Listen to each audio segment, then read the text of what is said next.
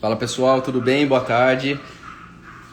Estamos aqui para mais uma live da Bodymetrics. Vamos ver se hoje a gente consegue fazer a live com o professor Cássio Mascarenhas, que nós tivemos problemas técnicos na última live com ele, né? Semana passada, mas agora acredito que vai caminhar tudo bem. Legal, o pessoal chegando. Dri Domingues. Sejam bem-vindos. Leonan, Maria, filha, todo mundo que tá entrando aí, chegando. Vou fixar o tema aqui pra galera e vamos aguardar o professor Cássio Mascarenhas. Nós vamos falar da importância da avaliação física em grupos especiais, né, grupos de risco, né, e idosos. Um tema bem legal e bem abrangente. Márcia Maria, seja bem-vinda.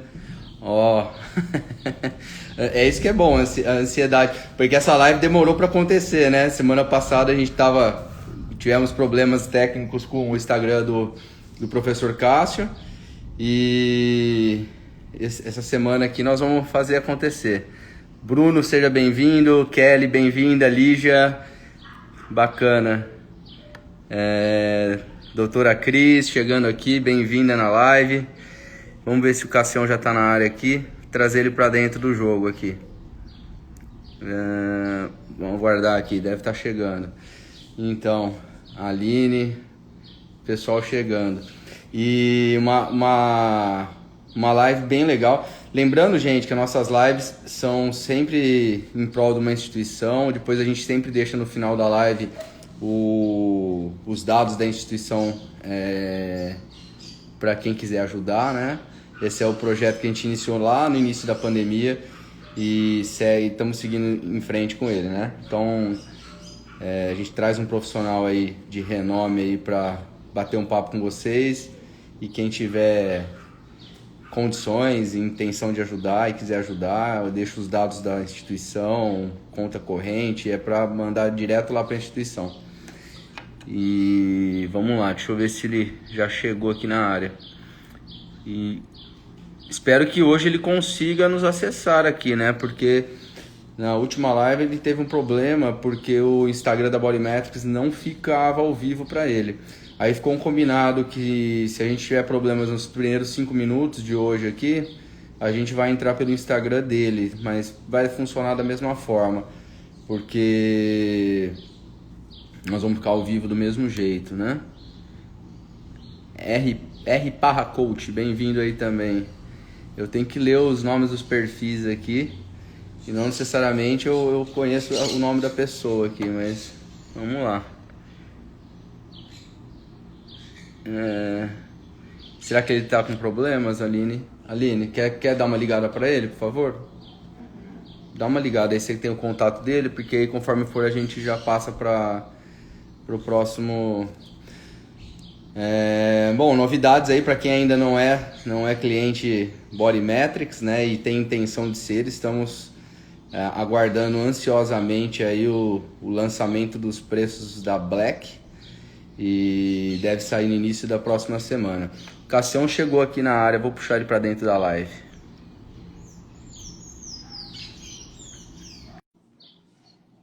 Vamos aguardar aqui que logo mais a gente já começa. Cadê o mestre Cássio? Olha, começou com uma pintura aí já. Não sabia que eu sou pintor também? Não. E aí, Cassião, tá bom ou não? Tudo bem, pô? Eu acho. Finalmente tô te vendo ao vivo e a cores aqui. É verdade. Eu acho que vai dar certo hoje, hein? Estamos correndo o risco de dar certo hoje. Legal. Eu tava aqui começando a bater um papo com o pessoal que tava entrando aí, falando do nosso tema, né? Da importância da avaliação para grupos de risco, né? Idosos. Acho que grupos.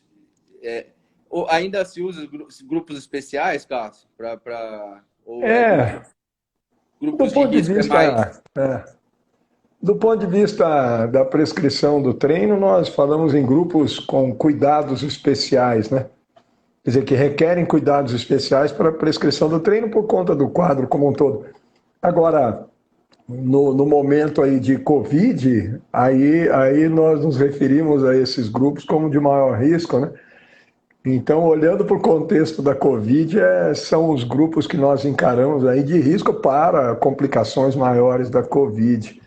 Agora, para o treino, vamos pensar aqueles grupos com cuidados especiais. E por falar em Covid, o pessoal me desculpa aí que eu estou com cara de. Eu tô com cara de quem está assim no fim da carreira, né? Porque eu estou com uma gripe terrível aqui, eu desconfio que seja dengue. A minha esposa pegou e vimos uma reportagem que aqui no nosso condomínio deu um surto de dengue. Eu espero que não seja, mas a chance. Tomara. Nossa, acabou Eu não comigo sei, hoje. Covid eu não tive, mas dengue eu tive. Olha, eu tô mais querendo pegar Covid, porque dengue é brincadeira, viu, cara? Olha, não, hoje começou a me doer muito, começou a doer os olhos, começou a doer a nuca. Vamos ver como é que eu vou estar amanhã, mas amanhã eu vou saber se é mais uma gripe, um resfriado comum ou é a tal da dengue, porque minha esposa pegou também, né? E aqui no condomínio tem, então É grande. a Ô, chance é Cassiel, enorme, né? fala um alô aqui pro professor Marcelino, que está sempre nas nossas lives aqui. A Márcia, a Maria, seja bem-vinda. E, pessoal, ô Cassião, fala um pouco rapidamente aí do, da sua trajetória brevemente, porque nossos materiais vão ficar depois aí para a posteridade aí.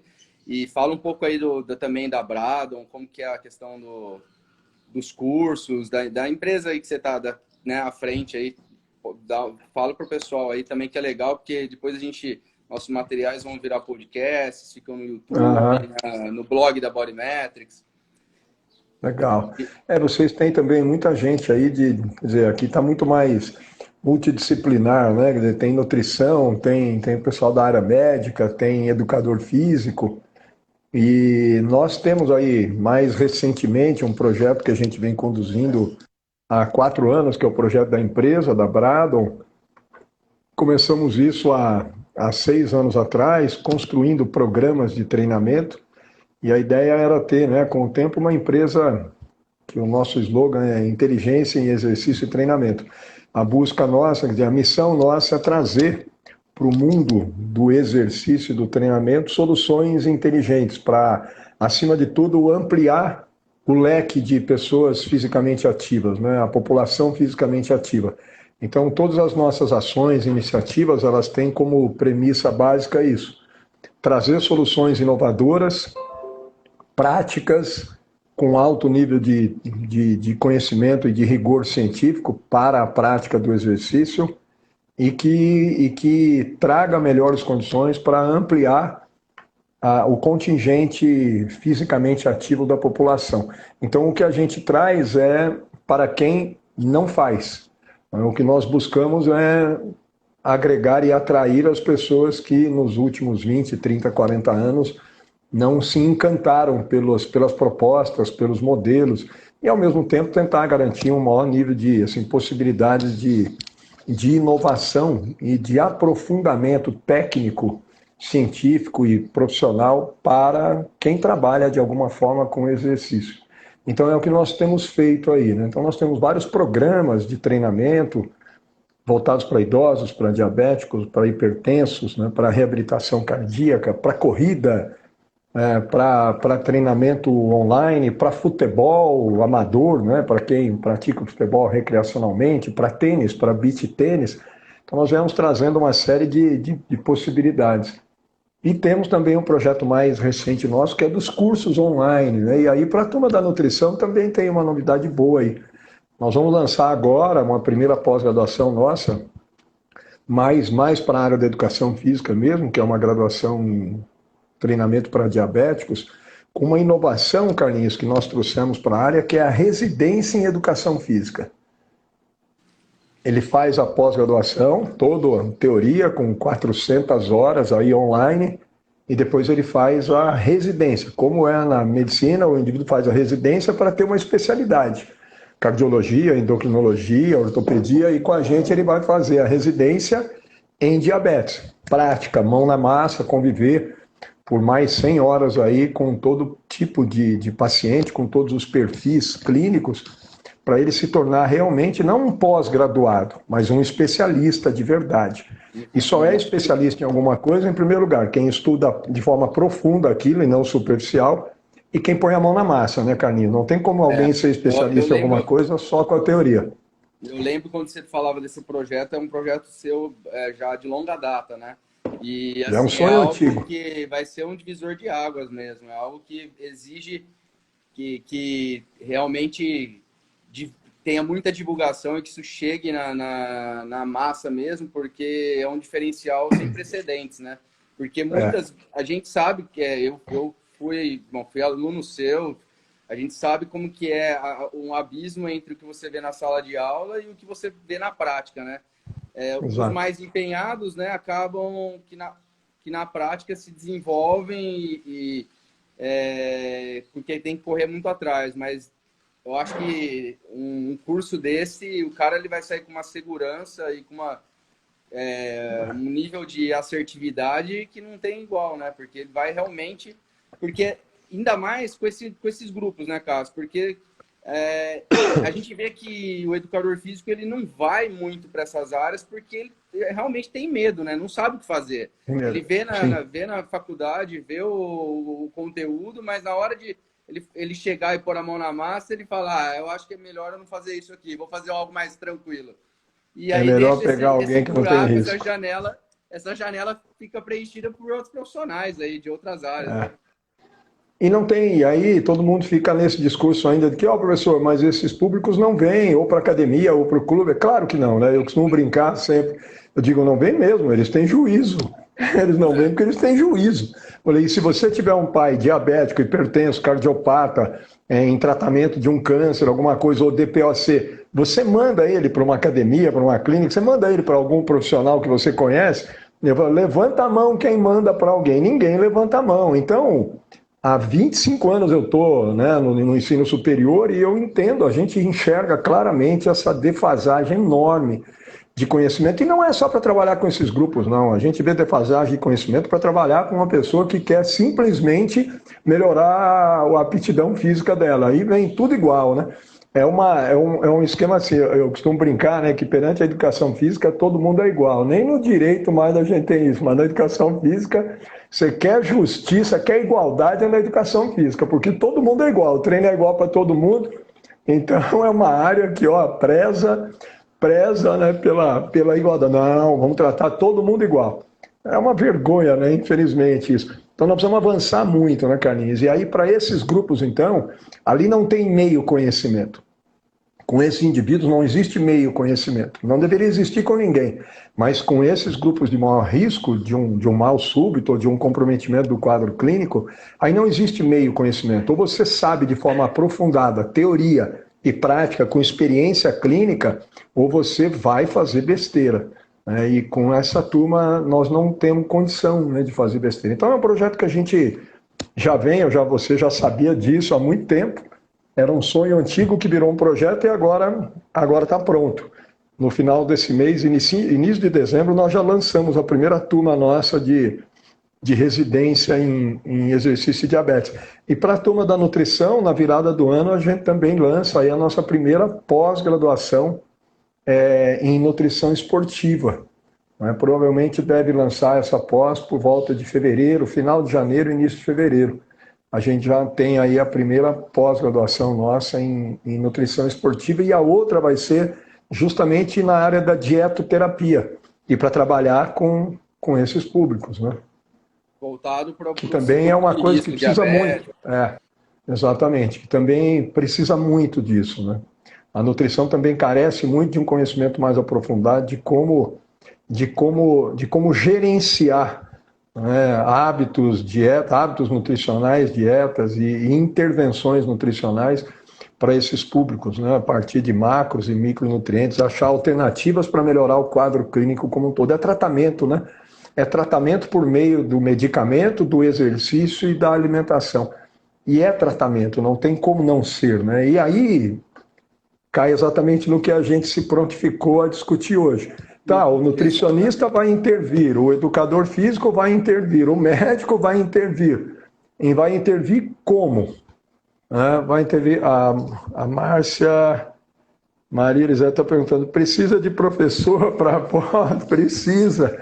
Depois nós conversamos, precisa sim. Para ambas, principalmente para dietoterapia, principalmente para dietoterapia. Eu acho que a Márcia, eu não sei se ela dá um ok aí, Márcia. No início da live ela colocou que ela é nutricionista, educadora física e está fazendo medicina. Poxa vida, triplex? Eu acho que foi ela que colocou aí.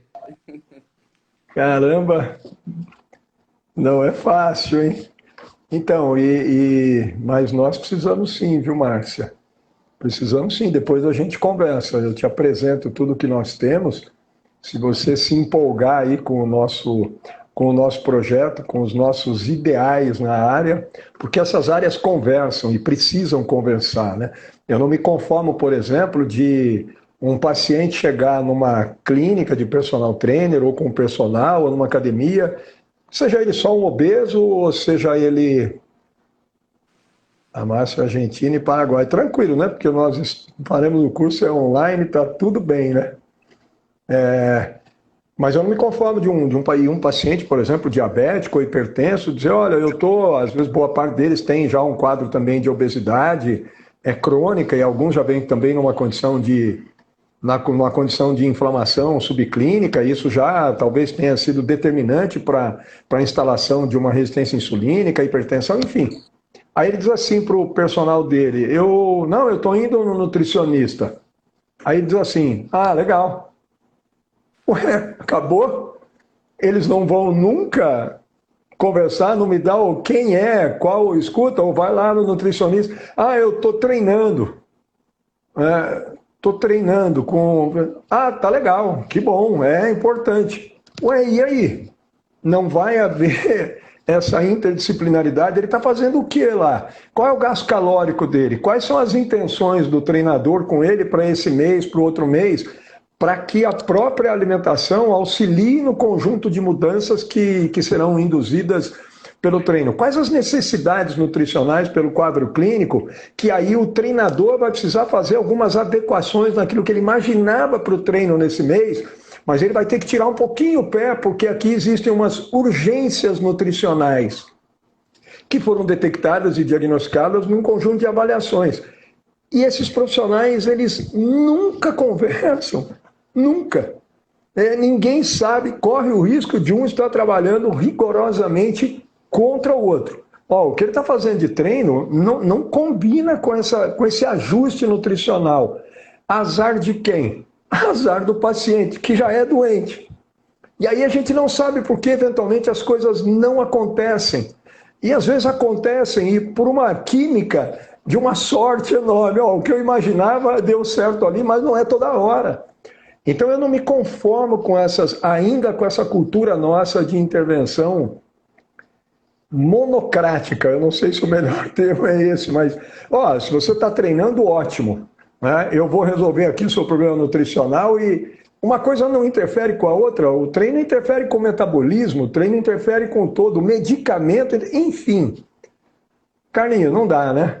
Então a gente precisa realmente avançar. E nesse aspecto, com esses grupos diabéticos, hipertensos, obesos, idosos, pacientes oncológicos e tal, com essa turma nós precisamos ter, com qualquer indivíduo nós precisamos avaliar da forma mais profunda, mais ampla, mais abrangente, mais criteriosa possível. Não é um teste de composição corporal, isso é muito pouco. Nós precisamos ir muito além. Mas agora, depois do conjunto de avaliações com esses públicos, nós precisamos conversar com quem mais estiver no processo.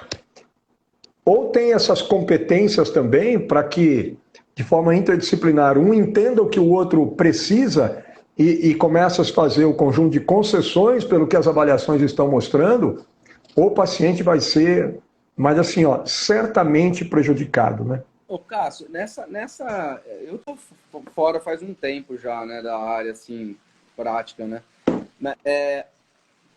Eu observo muito nas outras áreas, na nutrição principalmente, que não é uma área é, que está parada, né? Eles estão sempre em constante evolução.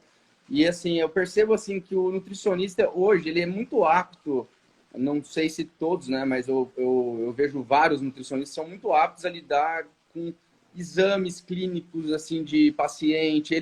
Eles utilizam muito isso. O educador físico também teria obrigação de ter esse acesso, assim como nutricionista, e compreender tudo isso, mas a gente na prática não vê isso, né, na educação física.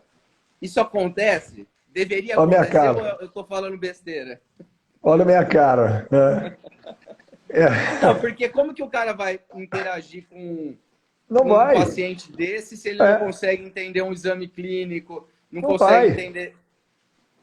Exatamente, é por isso que eu digo, por que, que os diabéticos, como os alunos às vezes e os profissionais, se enganam e se equivocam quando dizem para mim, professor, mas por que, que eu vou estudar sobre diabetes, exercício, hipertensão, isso, se esse público não vem? Eu sempre digo isso, mas é óbvio que eles não vêm. Eles não vêm porque eles têm juízo, porque é impossível vir. O camarada vai atender um indivíduo que é hipertenso e ele não sabe nem de onde, qual a diferença entre PA sistólica e diastólica. Ele não sabe. É óbvio que ele é absolutamente incompetente para trabalhar. Ele vai dar funcional para o hipertenso. Né? Eu costumo sempre brincar, vai dar funcional para ele, vai dar prancha. Prancha deve baixar a pressão, que é uma beleza. Né? Coloca no bozu, balança bastante, que aí balança com a pressão, ela cai. Né? Então é uma intervenção quase que dotada de um senso de ridículo. Né? Então, o que está fazendo com esse hipertenso? Ah, eu estou trabalhando funcional com ele. Tá, e aquele outro ali? Qual remédio ele toma? Não sabe. Ele é hipertenso histórico, diastólico, ambos? Não sabe. Qual é a média da PA dele? Não sabe. Quanta PA dele cai no treino? Não sabe. Qual é a resposta aguda de PA dele nele? Não sabe. Então fala assim, ó, você não está trabalhando com hipertenso, você está trabalhando com alguém aí, como você trabalha com outro ali que é absolutamente normotenso, com aquele hipotenso e com aquele outro ali que Malemar, você sabe o nome. Então, são intervenções infantis. Infelizmente, na nossa área, nós ainda estamos naquele esquema de intervenção infantil. Ela é infantil, é inocente, é tola. Né? O melhor termo é esse, é tolo. Então, se você der, o indivíduo atende um diabético. Se você der os exames para ele não interpreta um único dado dos exames. Olha o índice Roma dele. Fala, minha Nossa Senhora, o que é esse índice Roma? Será que está escrito em italiano, né? Então o cara e fala para ele, pô, é Roma com H, né? Não é Roma com E. Então ele não sabe o que é o índice Roma, ele não sabe o que é hemoglobina glicada, ele não sabe interpretar o conjunto da obra. Ele fala, olha, e aí, o quadro inflamatório, o perfil lipídico, enfim.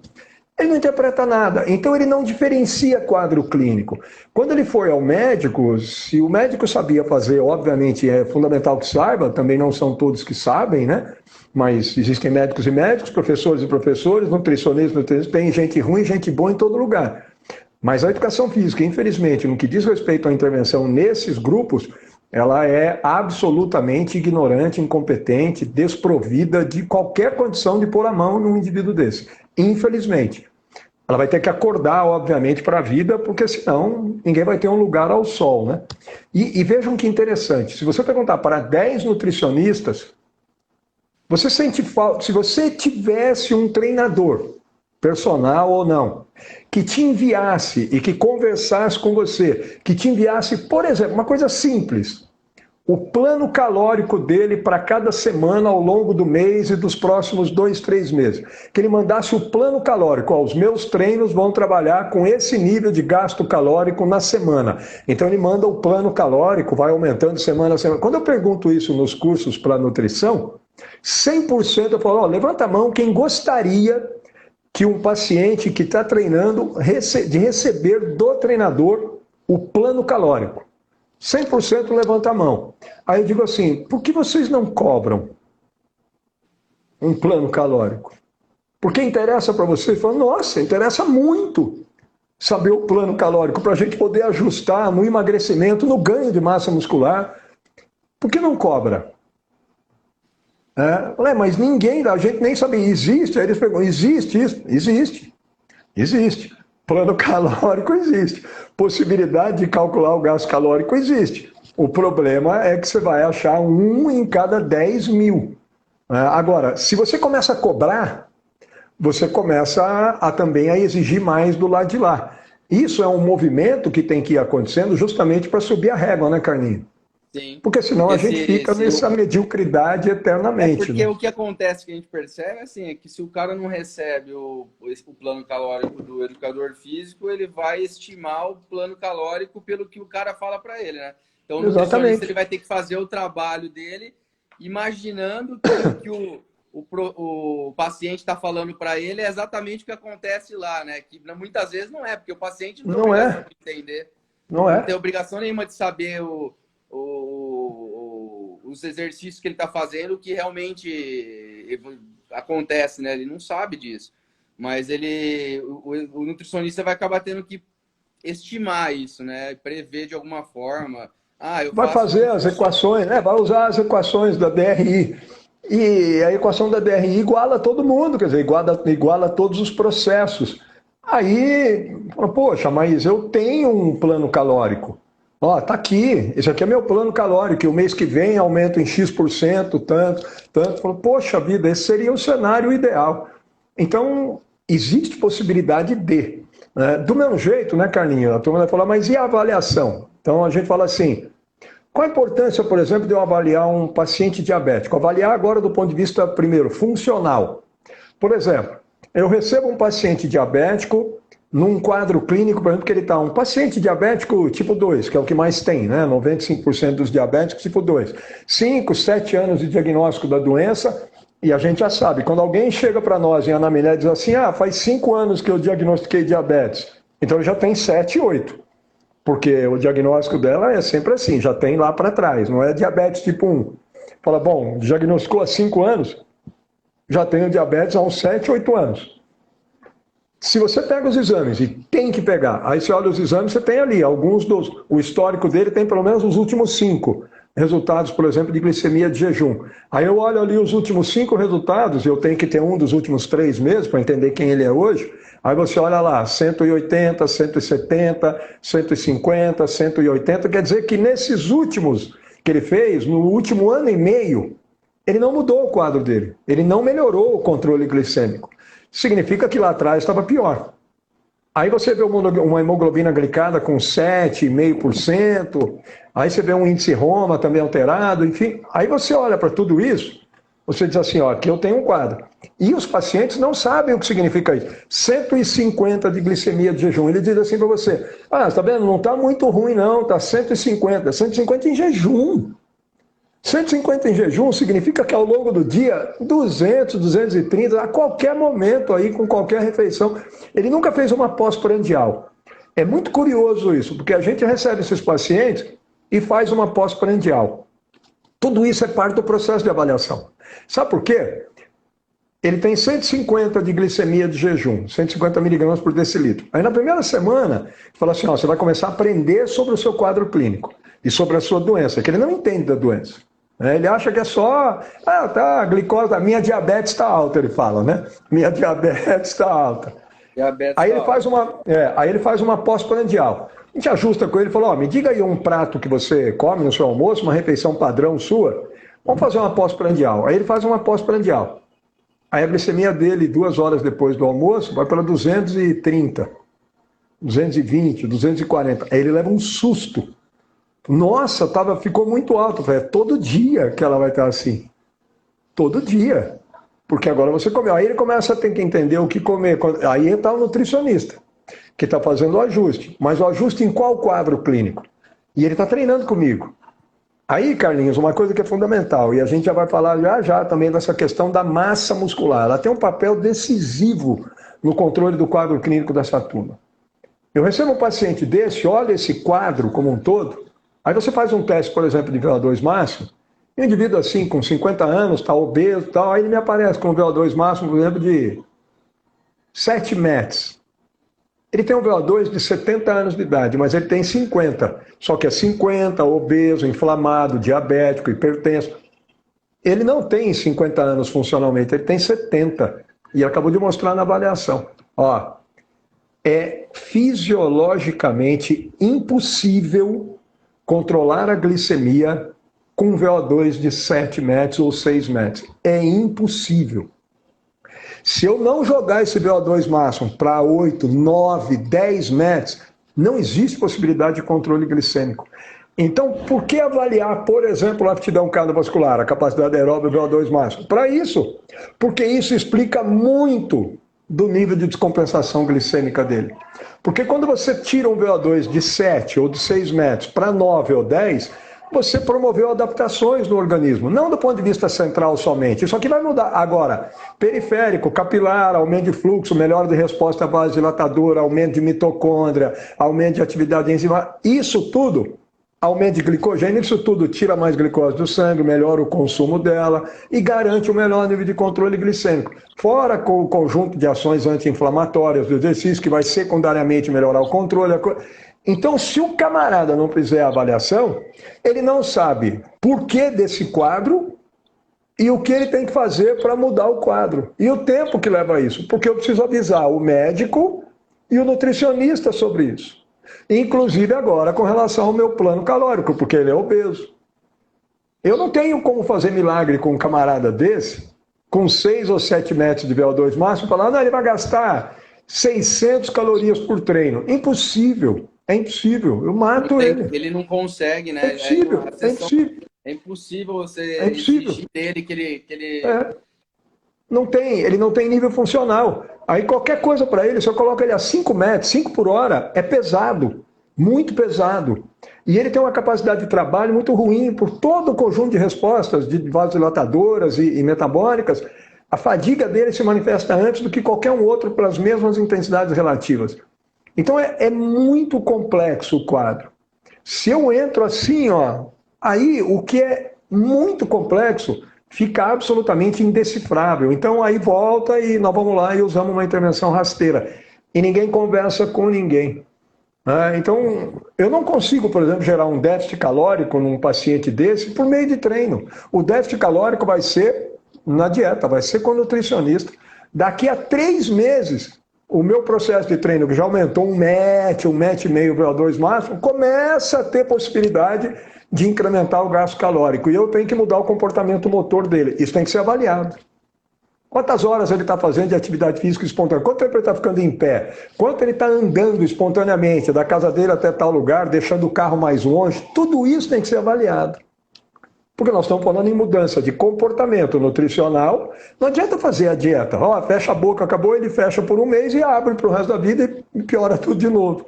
Então nós estamos falando de mudança de comportamento e os profissionais não interagem e não acompanham, não monitoram essa mudança cotidiana de comportamento. Nós estamos vivendo num mundo da fantasia, né? É um mundo de fantasia, né? E assim, aí quando você falou de um negócio que vai bem naquilo que a gente estava falando no início, da questão de fazer esse plano calórico e sem o educador físico passar esse cenário todo para o nutricionista, ele vai interpretar esse cara com uma sessão de 1 hora.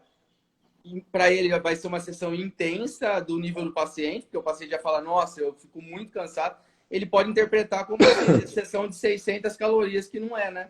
Porque está totalmente desajustado, porque por aquele momento não é.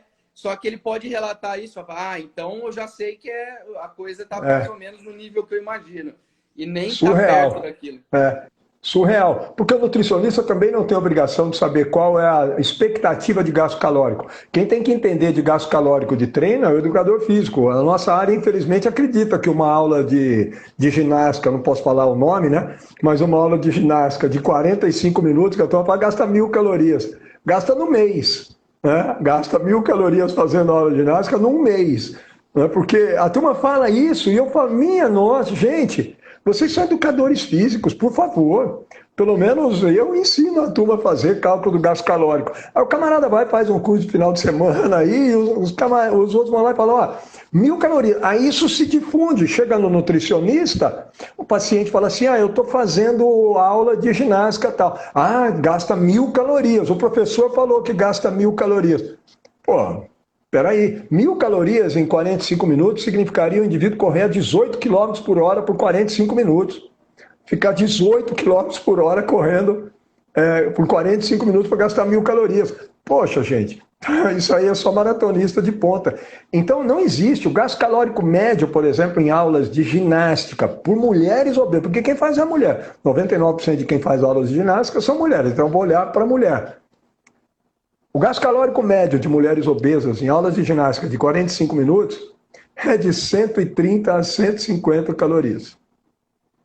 Ponto. Esse trabalho existe, nós já fizemos isso de cálculo. É isso. Porque não tem como ser mais do que isso. Porque essas mulheres têm 6 METs de VO2 máximo. Elas conseguem manter por 45 minutos 4 METs, 3,5. Não dá mais do que isso. É funcionalmente impossível. Ó, nós estamos falando de 150. Imagina se o nutricionista me faz um cálculo. Porque nas equações da DRI, da DRI, não tem o que... Ele pergunta se é sedentário, né, inativo, se é ativo...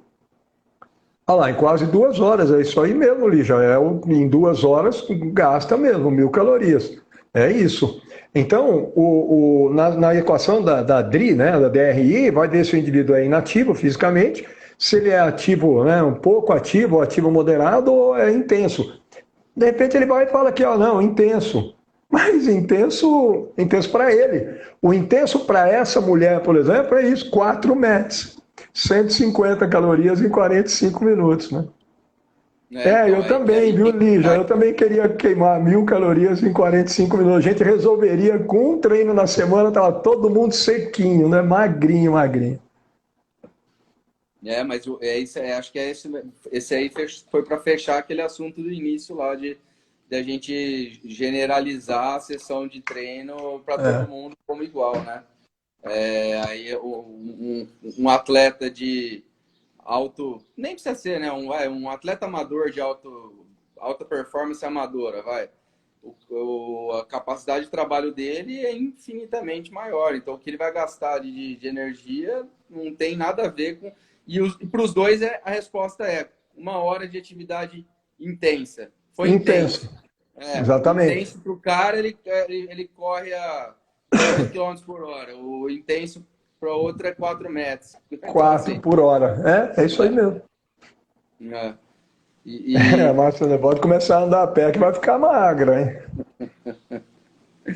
Ô, Cassião, aí entrando ainda nessa linha das avaliações, quais são esse leque, né, de avaliações? Acho que é até legal você falar, porque como você já deixou a deixa aí para o pessoal até do curso que você, da pós-graduação e da residência, né, que você vai implementar, já está aí já na cara do gol.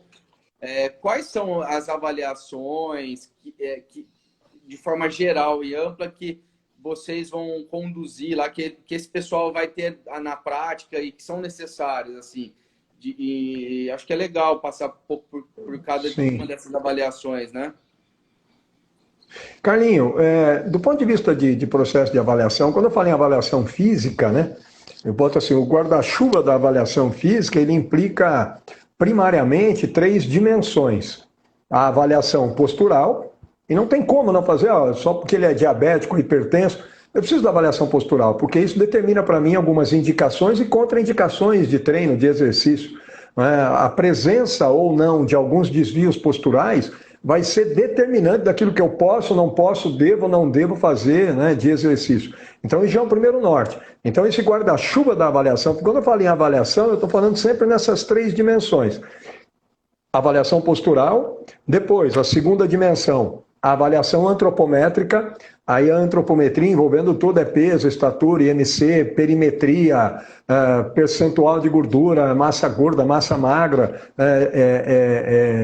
densidade óssea, tudo que implica a antropometria, as medidas e análises morfológicas. E depois a ergometria. Ergometria é medida da capacidade de trabalho. Aí vem capacidade de força, teste de resistência, né, capacidade aeróbia, anaeróbia, flexibilidade e, para alguns indivíduos, a velocidade ou agilidade. Aí, isso, mas de qualquer maneira, no mínimo, do mínimo, do mínimo, flexibilidade, força e capacidade aeróbica vai ter para qualquer indivíduo. Agora, ele joga bola de final de semana, eu preciso entender um pouco da agilidade, da aceleração, da força rápida, enfim. Aí é o contexto que vai dizer. Mas para esses grupos, isso aqui está presente em qualquer um. O que muda no processo de avaliação? A interpretação dos dados. Porque a partir daí eu tenho que começar a entender claramente, e é isso que nós temos trabalhado muito para a turma entender, um VO2 máximo de 5, 6, 7, 8 metros. Qual a relação disso com o quadro clínico? Um nível de força 20% abaixo da média para a idade. Qual a relação disso com o quadro clínico? Uma massa muscular, um nível já de sarcopenia 5, 10, 15, 20%. Qual a relação disso com o quadro clínico? Para que a partir daí, na projeção que a gente faz dos objetivos de treino, das metas, porque você traça a meta a partir das avaliações. Quando eu traço meta, eu tenho que traçar a meta pensando na relação dessa nova realidade funcional com o quadro clínico. Não tem jeito. Então, qual é o VO2 ótimo para eu ter, por exemplo? Ele está com 6 metros hoje. Se eu tirar alguém de 6 para 9 metros, eu já projeto uma redução na glicemia de jejum em torno de 50, 40, 50 miligramas por decilitro. Então, eu pego alguém que está com 140 de glicemia de jejum e eu consigo projetar para 6 a 8 meses, eu consigo projetar uma resolução, um controle glicêmico. Não é resolução, porque não tem cor. Mas eu consigo projetar, em 6 a 8 meses o seu controle glicêmico está estabelecido. Se nós chegarmos nos 9 metros.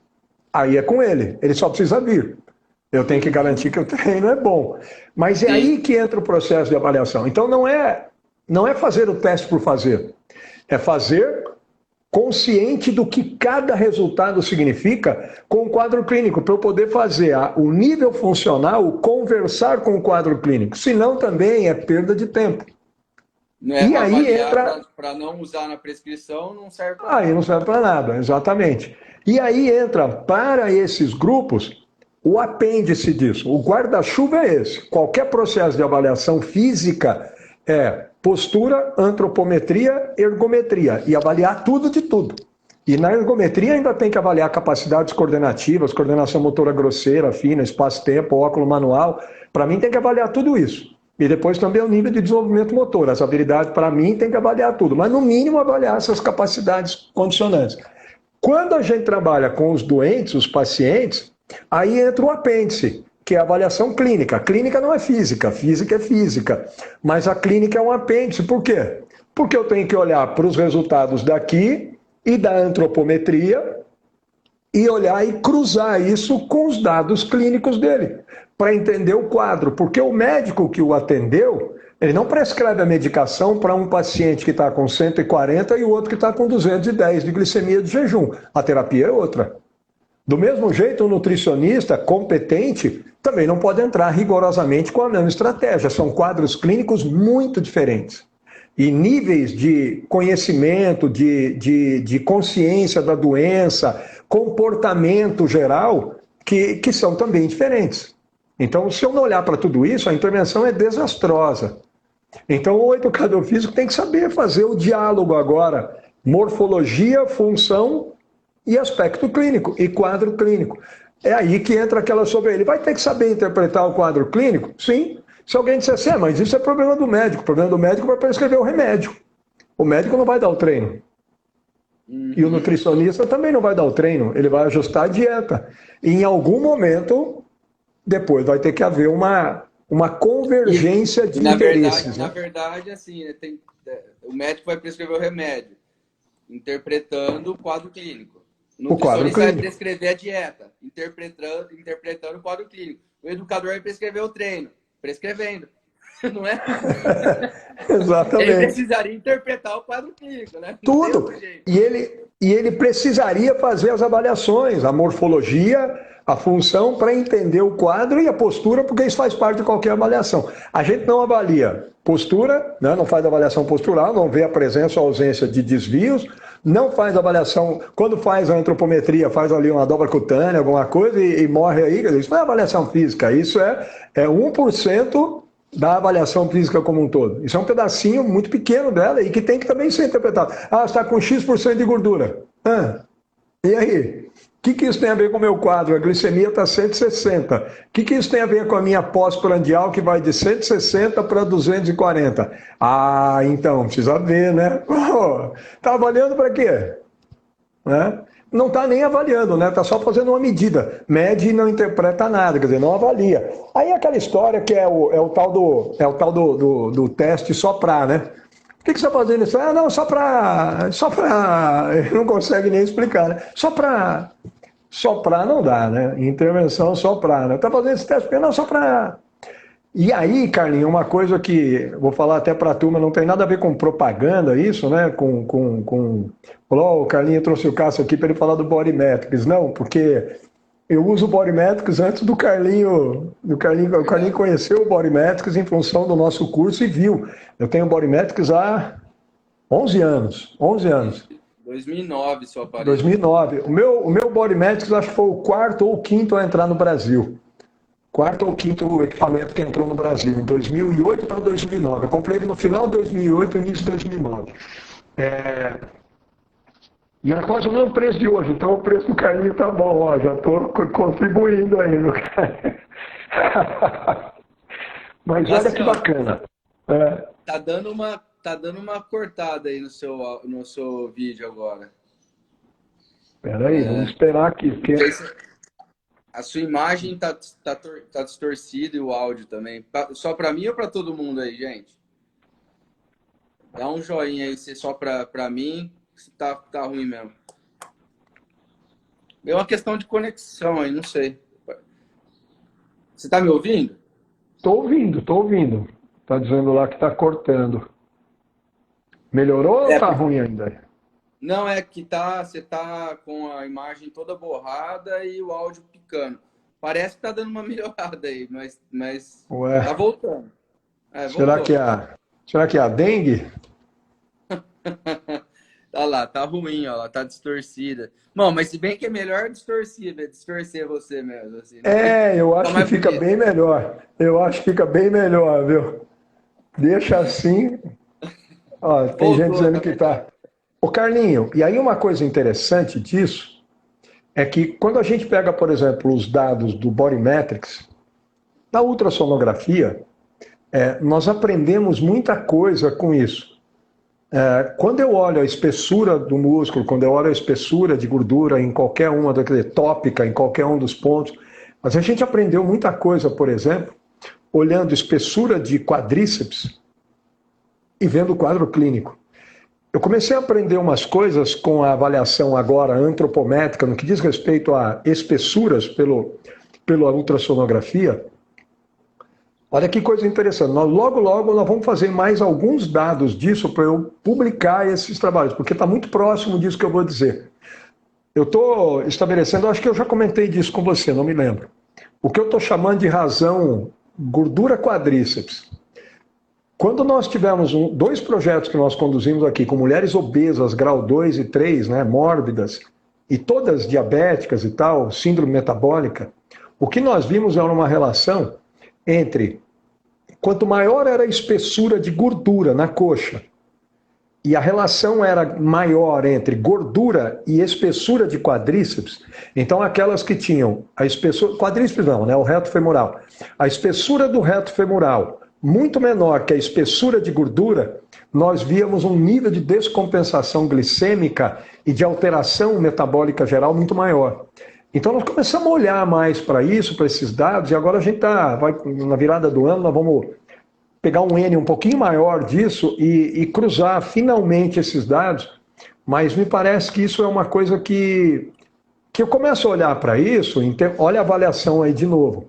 Falou, peraí, dá uma olhada esse aqui, olha o quadro clínico, olha a relação. Por isso que eu estou chamando de razão gordura quadríceps, né, ou gordura reto femoral. Quer dizer, quanto maior for essa relação, então eu estou pegando a espessura da gordura e dividindo pela espessura do reto femoral. Quanto maior é essa relação, esse cálculo, essa conta, nós começamos a ver que tinha uma alteração metabólica global da síndrome maior. Então foi uma coisa que nos chamou muito a atenção. Isso é fundamental eu ter numa avaliação. Se eu faço isso e olho esse quadro, eu falo, se eu aumentar em 2 milímetros a espessura do reto, e se eu diminuir em 3 milímetros a da gordura, eu já entro para um nível melhor de razão, já espero uma mudança do quadro clínico por uma alteração morfológica. Acompanhado isso, por exemplo, do aumento, eu estou falando de hipertrofia, estou falando de hipertrofia. E fala assim, mas Cássio, e o resto da musculatura? O resto da musculatura é secundária. Porque a musculatura que interessa mesmo é a maior, é a musculatura de perna, coxa. Claro que me interessa a musculatura de peitoral, de musculatura de costas, mas a musculatura do bíceps e do tríceps não me interessa. Essa musculatura consome pouca glicose. Agora, essa outra grande massa, ela me mostra muita coisa. Porque quem tira a glicose do sangue é o músculo, e quem tira mais é o músculo maior. Então, nós começamos a ver isso e essa relação de descompensação glicêmica e alteração metabólica geral por essa razão entre espessura de gordura da coxa com espessura do reto femoral. Muito legal. Se amanhã eu achar uma relação mais proporcional, eu tenho as metas. E eu posso projetar. Você consegue saber que o objetivo é aumentar tantos milímetros de massa muscular. Quanto eu preciso de ganho de massa muscular para ter uma expectativa de uma melhora do quadro em 3 meses, em 4 meses? Não adianta esperar nada para esses próximos 2 meses, porque eu não vou conseguir aumentar a massa muscular, é o primeiro momento, não vai ter. Então, depois. Então, isso volta a história. E cadê o nutricionista para... vai ser você, tá? Eu não vou conseguir nesses 2 meses fazer nada em termos de alteração do quadro. É tudo com a dieta. Nós vamos começar aqui para, a partir do 3º, 4º mês, o exercício ir ganhando mais protagonismo na alteração do quadro clínico. Se os dois também não conversarem, e o médico, cara, não consigo enxergar, entendeu? Grandes benefícios para o paciente. Ou a possibilidade extrema de benefício, né? E essa questão toda vai sempre acontecer por conta do tempo de adaptação fisiológica mesmo, né? Que o educador físico tem que conhecer relacionando com a proposta de treino dele, né? Você fala assim, 2, 3 meses, porque não tem hipertrofia. Se o cara tá começando agora, nos 2, 3 primeiros meses, não adianta. Melhoria de recrutamento, né? Motor, etc. Alteração metabólica, ele fica... Né? Exato. Eu vou botar capilar, pouquinho, eu vou melhorar a atividade enzimática, nós vamos melhorar um pouquinho até a resposta vasodilatadora, vai melhorar alguma coisinha, mas é muito pouco. Eu ainda não consigo projetar uma hipertrofia, eu não consigo projetar um aumento marcante do VO2 máximo, eu não consigo projetar uma melhora marcante da capacidade de trabalho, porque isso leva tempo. É o tempo do exercício, não é que está ruim o processo, é o tempo do processo. Num processo ótimo, você tem um tempo um pouquinho melhor, mas você tem um tempo mínimo. A partir daí, quer dizer, os outros 2 profissionais, no mínimo o médico e o nutricionista responsáveis, estão sabendo disso? Esses profissionais, não está, porque daqui a pouco vai mexer com a intervenção nutricional. Quando isso começar a mudar, a massa muscular, a força, a capacidade de trabalho, o VO2, a resposta metabólica como um todo, começa a mudar tudo. A medicação muda. A medicação muda. E aí? A alimentação muda. E aí? Cadê a... Né? Ó quem chegou aí, o Seba, que aparece para falar. Olha lá. Nutella. Não, só pode ser ele mesmo, né? O cara nunca aparece. Quando aparece, vem fazer piadinha. Fala, Seba. É ele.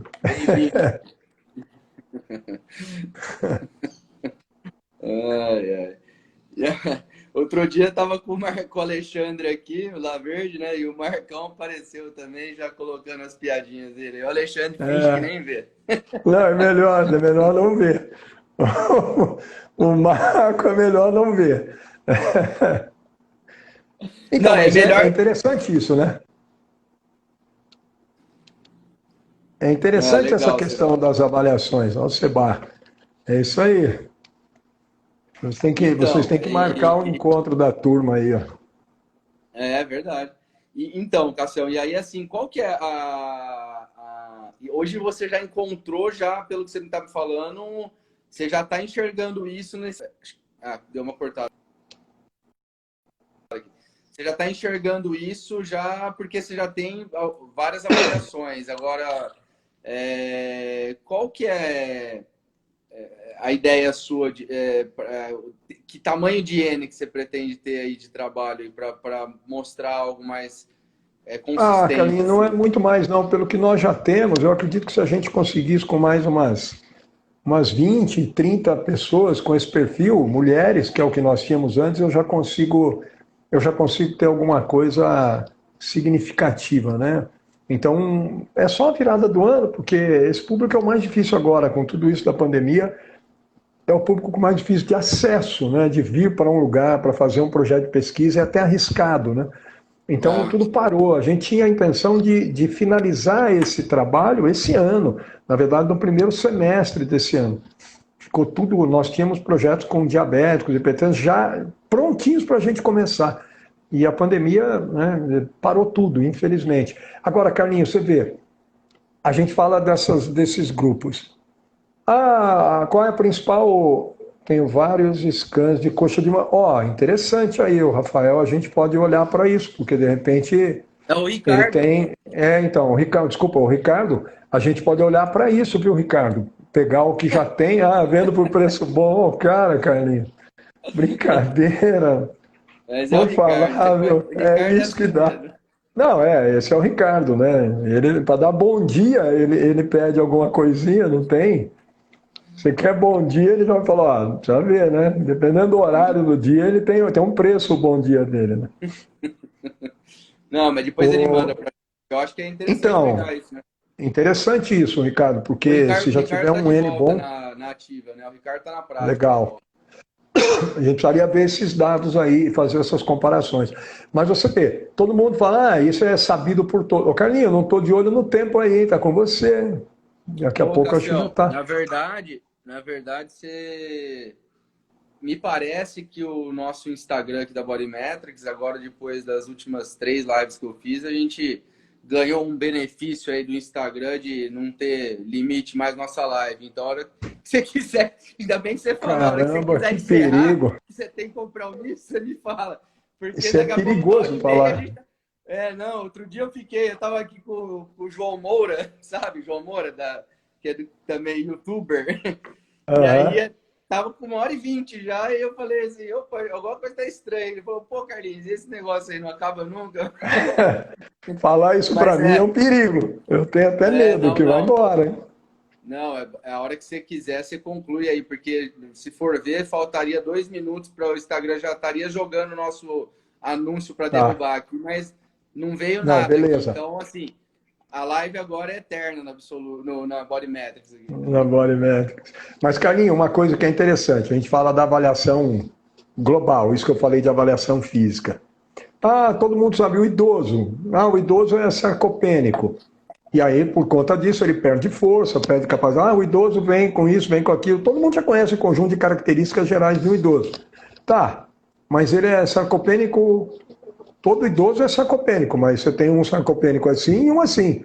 Quem veio mais sarcopênico? Quem veio mais sarcopênico precisa treinar mais força. Quem veio menos, eu chego mais rápido onde eu preciso. Qual a relação dessa perda de massa com a perda de força? Isso não é uma coisa assim, não é uma relação matemática. Se ele está com X milímetros, ele tem tanto de força no leg. Não, isso não tem, porque a força não é só isso aqui. Aí vem o lance da qualidade muscular e tal. Então, eu preciso saber. Aí você recebe um idoso, 65 anos, diabético, hipertenso, ele vem muito mais sarcopênico do que o normal. Uhum. Quanto isso repercutiu na capacidade de trabalho, no VO2, na força, na resistência dele em cada uma das intensidades? Se eu não fizer testes e mais testes de tudo isso, eu não tenho as melhores estratégias com ele. E é alguém que tem 2 doenças associadas e um envelhecimento, portanto, muito mais, entre aspas, agravado por conta da doença. Uhum. Ele exacerbou as perdas funcionais inerentes ao processo de envelhecimento saudável. Ele não tem um envelhecimento saudável. Portanto, ele muito provavelmente não tem nem 65 anos funcionalmente e clinicamente. E aí, quem é ele? Com o conjunto de riscos que ele apresenta para mim, eu vou agora entrar nesse processo sem nenhuma avaliação. Aí o que acontece? Ah, ó, então tira o pé, né? Porque é diabético, é hipertenso, é idoso, tá meio frágil. Você vai tirando o pé. Tira o pé, ele não evolui. E aí, quer dizer, eu tinha um compromisso muito maior do que simplesmente agradá-lo com os exercícios, vai fazer ele sociabilizar melhor. Eu fico maluco quando eu ouço, mas com o idoso a gente tem só que se preocupar com a sociabilização dele. Eu falo, não, eu não sou terapeuta ocupacional. Isso não é problema do educador físico. Né? Não primariamente. Primariamente ele tem que mudar o quadro funcional desse indivíduo para mudar o quadro clínico geral dele. Né? Sociabilização, ficar fazendo novas amizades, isso é consequência de interações sociais aumentadas, mas isso não é problema nosso, né? Passa um Passa um aeróbio, Cássio. Tem um professor famoso do Instagram falando que aeróbico emagrece. Hoje em dia, ainda se o cara falar que o aeróbico emagrece, ainda até vai, né? O duro é hoje, que a turma já está falando que aeróbico engorda, né? Aí é o fim do mundo, né? Aeróbico engorda, né? Cuidado que aeróbico engorda. Para poder ter seguidor e aí daqui a pouco vender um curso. Tem muita picaretagem, né? Não tem outro termo para falar, né? Hoje em dia tem que ficar atento mesmo, porque o que mais tem é querendo gente falar alguma coisa polêmica para se projetar e na Para se sequência. projetar. O nome disso é picaretagem, né? Não tem jeito, não dá para a gente aliviar, né? O nome disso é charlatanismo, né? O jeito mais sutil de falar disso é o charlatanismo. Tem muita picaretagem, infelizmente, né? E aí também que a gente se resguarda em relação a isso, se previne em relação a isso, como? Com conhecimento, né? É uma frase que você vê ali e fala, isso aqui é besteira. E em rede social, em mídia social, infelizmente, 80% do que se tem é besteira. É besteira. Aí o cara tem... Carlinhos, desculpa, eu chamo isso de... aeróbio engorda. Eu chamo isso de sensacionalismo científico. O cara faz sensacionalismo com o resultado, ou pirotecnia. O nome melhor é pirotecnia científica. O cara pega um resultado, distorce todo e faz pirotecnia com aquilo, né? Para se projetar e arrumar. Aí ele vai iludindo um monte de gente. Isso tem muito na educação física e na nutrição também está começando a ter cada vez mais. Que, assim, as plataformas estão cada vez mais especializadas, né, nesse tipo de entrega de conteúdo. A gente vê que tem muita gente boa, né, entregando conteúdo, mas também se esbarra com essa mistura, né? O risco disso, na minha opinião, não é a pessoa mais estudada, como você falou, né? A pessoa que já está um pouco... São os próprios, na verdade, vamos dizer assim, os estudantes, os universitários, e às vezes o cara está lá no primeiro ano, no segundo ano da universidade, e ele segue o tal profissional que já é um profissional, o cara às vezes até doutor, já tem o título, mas o cara se usa disso às vezes para... E aí ele carrega uma massa mesmo, né? E aquilo dentro de um contexto que a pessoa já está até na universidade, mas ela também não tem a bagagem suficiente para saber se aquilo é certo ou errado. Mas o doutor fulano de tal falou, então para mim é certo. E doutorado não atesta caráter, né? Então não tem jeito, não tem doutorado de caráter, né? Bom, ele é o doutor em caráter, não tem, né? Porque então não tem jeito. Virou negócio, né, Cássio? Virou negócio. É negócio, exatamente. Isso é uma pena. E na educação física isso prolifera, né? Por quê? Porque você se aproveita da fragilidade conceitual. A educação física é uma área carente de conhecimento. E não é só no que está na universidade, não. Essa carência ela está em todo o espectro da área, no âmbito escolar, no âmbito do fitness, no âmbito desportivo. A educação física é uma área de amplo nível de desconhecimento, infelizmente. A fragilidade conceitual da educação física é muito grande. Esse é um cenário perfeito para germinar essas porcarias, né? Cassião, tô preocupado com o seu horário, viu, cara? Você não, vamos aula aí. também. Eu preciso me preparar aqui que eu dou aula e ainda tô meio ruim ainda. Não. Bom, eu acho que nós conseguimos dar um recado para a turma aí, né? Sim, sim. Cassião, quero agradecer aí mais uma vez, né? A terceira vez, que a segunda conta, né? A tentativa também conta.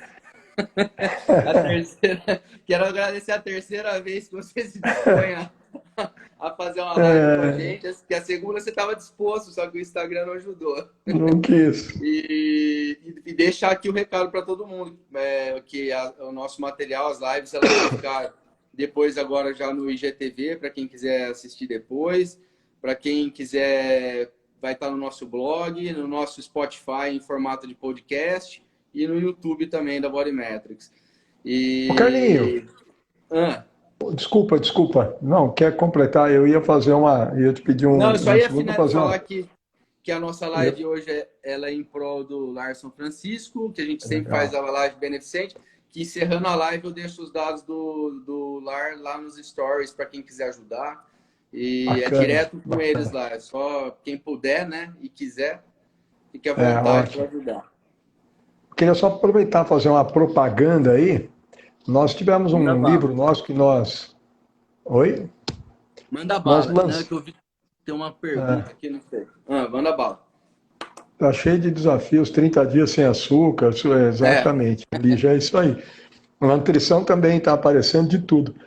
Mas nós, para a turma da educação física, nós lançamos um livro recentemente, há cerca de um mês, eu e o Rodrigo Magosto, professor Rodrigo, que é um livro sobre treinamento intervalado, contínuo intervalado, métodos contínuos intervalados, melhoria da aptidão cardiovascular e capacidade aeróbica. Está na Amazon. Quem tiver interesse em aprofundar um pouco mais, ler um pouco mais sobre essa temática, o livro está lá e o mês que vem a gente lança o segundo livro nosso ali pela Amazon, que é um livro que aí interessaria para as demais áreas, que é a pressão arterial e hipertensão arterial sistêmica. Esse livro a gente já está aí na fase final dele, acredito que meio, né, finalzinho do ano aí nós já vamos lançar e vamos lançar também agora, ainda em dezembro, um outro livro também na Amazon de terceira idade. Exercício e terceira idade, mas falando mais sobre geriatria no todo, e aí a geriatria e o exercício. Então, para os interessados, ficar de olho lá na Amazon, que a gente está aí com alguns livros saindo, alguns que abrangem as áreas da saúde como um todo, né? Principalmente o de idoso e de pressão arterial e hipertensão. Para o pessoal acompanhar isso mais... Vou pôr dedicatória lá no do Juninho, lá. Para o pessoal que acompanhar mais essa questão aí, às vezes, mais de perto, Cássio, qual que é o perfil que você usa mais? Da Bradon, o seu? O que eu uso... o meu e o da Bradon, né? O meu é Cássio Mascarenhas mesmo, e o da Bradon tem o Bradon Pro e o Bradon Cursos, né? Bradon Pro e Bradon Underline Cursos. É o que a gente vai usando direto aí. Se nos procurar aí por Bradon, vai ver os 3 perfis que nós temos da Bradon, e o meu é meu nome mesmo, né? Cássio Underline Mascarenhas. O pessoal segue lá e vai acompanhando, na hora que for saindo, você vai publicando, o pessoal vai... E já lança o livro. Maravilha, Carlinhos, obrigado. Contente que hoje deu certo. Deu para me ver, deu para falar, apareceu. Hoje deu tudo certo. O papo foi bom, foi gostoso. E quando quiser, quando precisar, estou sempre aí à disposição. Agradeço. Bacana, e os temas agradam demais a gente. Obrigado para a turma aí pela participação. A Márcia lá, depois, Márcia, vamos conversar, não sei se ela está aí na sala ainda, mas obrigado aí pela participação, todo mundo, obrigado pelo tempo, né? Carlinho. Legal. Obrigado, valeu. Marcião. Quem puder ajudar o Lar São Francisco seria ótimo. Obrigado. Tomara que não seja dengue, seja só um resfriado. Espero porque, dengue você nunca pegou, né? Não, nunca peguei. Não queira que seja dengue, cara, porque, olha, foi a pior coisa que eu já tive na minha vida foi dengue. Então. Deus me eu espero que seja só um resfriado, só uma inflamaçãozinha na garganta. Espero, viu? Show de bola, Cassião. Melhor Valeu. pra você, um abração, viu? Obrigadão. Tchau, pessoal. Obrigado. Tchau, Joel. Valeu. Valeu.